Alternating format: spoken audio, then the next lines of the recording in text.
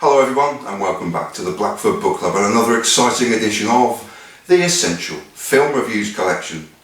And so I'll bring you 2022's Triangle of Sadness, directed by Ruben Ostlund. And for a change, and rather excitingly, here's a film and a film review that I utterly despised. Hooray!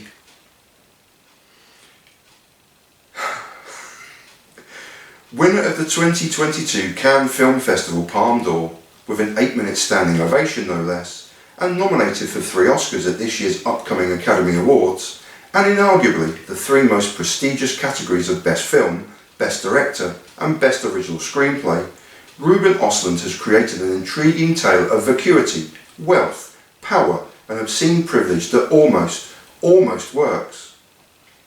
Awkwardly funny at times, laugh out loud hilarious at others, the invasion of the so-called woke culture and the stifling stasis of political correctness bookends and ruins an otherwise largely enjoyable romp amongst the filthy rich and a slave class they fortuitously escaped from. Although split into 3 chapters entitled Carl and Yaya, the Yacht and the Island, the initial chapter is largely an aperitif for the gluttony of greed and excess that follows, which is brilliantly and hideously realised at the halfway point by the captain's dinner on board a $250 million super yacht. Wait until you see that scene.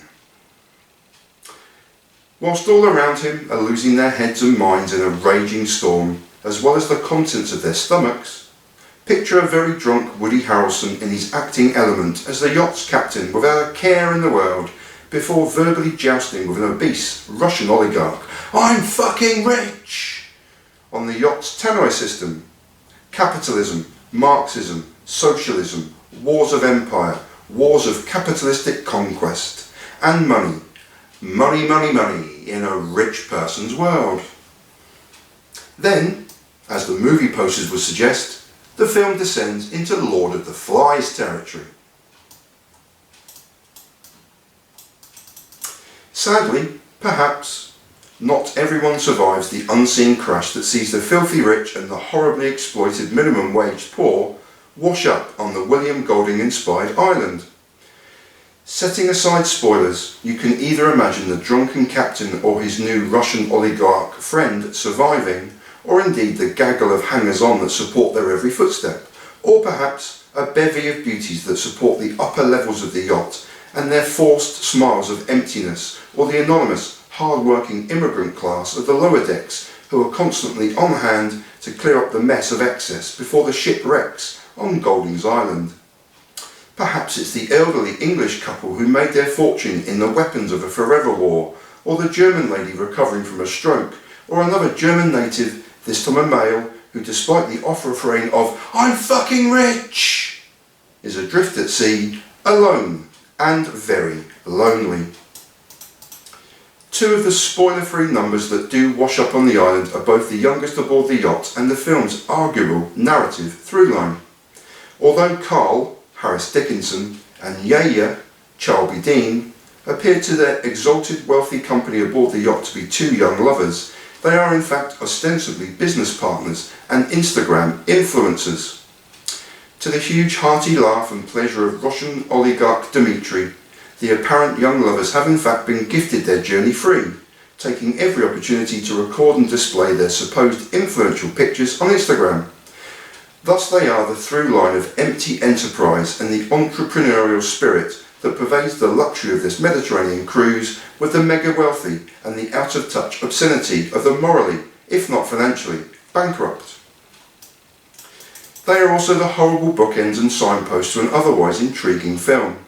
Carl and Yaya dominate the beginning and end of the film, and especially so a beginning of incredible awkwardness, pettiness and, after a killing Zoe-inspired opening credits, the vacuity and nonsense of woke, gender roles, equality, cultural values, money, prestige, beauty, power, control, and of wanting to be correct, politically or otherwise.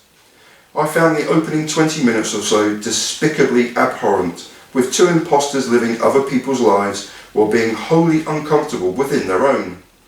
A petty squabble over who should or shouldn't pay a restaurant bill turns into an excruciating taxi ride that spills into an aggressive face-off inside a hotel between two supposed best friends who clearly don't like themselves, let alone their supposed highly valued friend. "I'll make you love me," announces Carl, and boy didn't that turn my stomach, and yes, even before that scene later in the film.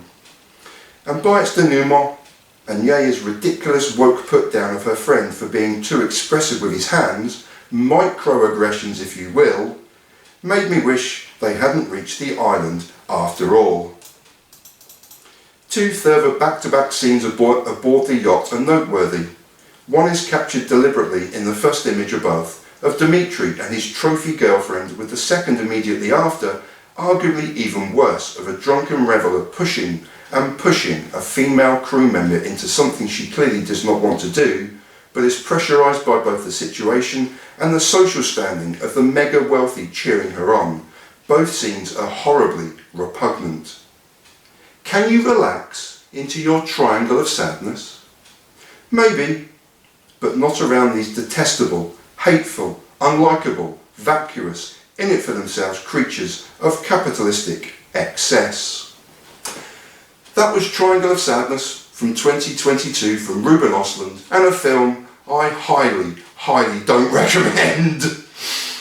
And this is Stephen Blackford bringing you pointless, spoiler-free film reviews since 2012.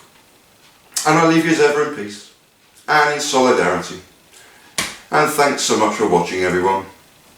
Peace.